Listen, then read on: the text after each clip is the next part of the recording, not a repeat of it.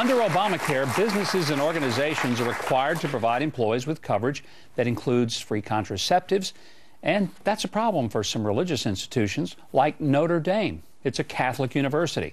So earlier this week, the school refiled a lawsuit against the Obama administration over enforcing the mandate.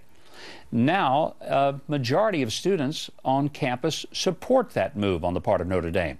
Joining me now, Notre Dame junior Shia Ellis. He's a columnist for the school's paper, The Observer. How are your fellow students at Notre Dame reacting to the lawsuit? Because I'm sure there's some buzz on the campus about it. Yes. The students at Notre Dame really do support the university's effort to file this lawsuit. I mean, when students choose to go to Notre Dame, they choose a Catholic education. And when the university feels as if its Catholic education is being threatened by the federal government, students are really supporting it. So it's not so much just about contraceptives per se, but it's also about the religious liberty, whether Notre Dame can operate with its full conscience and faith without having the federal government say, well, you can believe, but you can't believe that much. Because that's really what this is about, isn't it? Exactly. You know, I think everyone would agree that, you know, you give the government 1 inch, they'll take a mile. You give the government an opportunity to intrude on religious liberty in this aspect, what's to stop them from saying that now, as a part of this health insurance, you have to cover abortions? And I think that's why Notre Dame has filed this lawsuit. Now, are there some students at Notre Dame that disagree with Notre Dame's lawsuit and think that they ought to just provide contraceptives? Of course. And now I've engaged some other students, and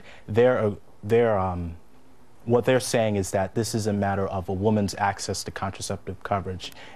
One person engaged me and said, you know, contraception costs a lot of money. It's $200, and, you know, workers at Notre Dame, they don't make a lot of money, so the university should cover it. But what we have to remember is that this isn't about, you know, a woman's access to contraception. This is about religious liberty and Notre Dame maintaining its religious integrity and not sort of being compromised by the federal government. You know, and I think it's important, Shia, to realize that when people say that they're restricting access, they're not really restricting access, they're determining who pays for it. Exactly. You know, I can go to a movie theater, I have access to go, but I got to buy my own ticket. Exactly. It's kind of like if I want to see this movie in that theater, I got to buy the ticket. So I think there's a lot of confusion because people make it as if that a woman who goes to Notre Dame can't buy it anywhere under any circumstances. That's not the case. It's just Notre Dame says, we take money from donors, we take money from people who support us as a Catholic institution, and we're not going to pay, whether it's contraceptives, we're not going to pay to go see an X-rated movie. I understand that. So that is the issue, at least for some of us.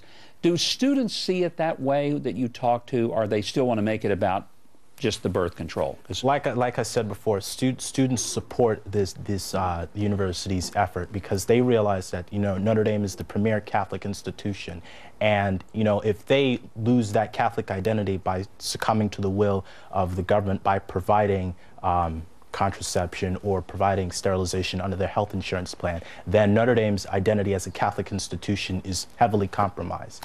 There's a Harvard poll that came out this week by a huge margin, 57% to 38%. Millennials, people of your generation, 18 to 29, disapprove Obamacare. Does that surprise you? No, it doesn't surprise me, but I know it surprises a lot of people. Millennials on 2-to-1 margins supported President Obama in 2008, 2012. I think millennials, just like the rest of Americans, are waking up to the fact that the Affordable Care Act is anything but affordable. You know, when the government gets, I think millennials are now realizing, 57% of them are realizing that premiums have gone up, deductibles have gone up, and that when the government gets involved in any sector of the economy, whether it's education, you get millennials are now straddled with $1 trillion in student debt, whether it's housing, you have the housing bubble, and now with health care, where premiums have skyrocketed and deductibles have also skyrocketed, and the quality of health care is going to decrease, but prices are going to escalate out of control. You know, I can understand why. I can't understand why 38% think it's a great idea, because really what it's built on is guys like you paying more than you should pay according to the market, so that you can pay for old geezers like me. And I just want to say, Shia, thank you very much for paying for my health care. But I don't think that's what you want to do. Exactly. And You know, I would say that the millennials were sold on a bill of goods, you know, that, you know, well, prices aren't going to go up. You know, if anyone mentioned that, you know, deductibles and premiums are going to increase, they were called a liar.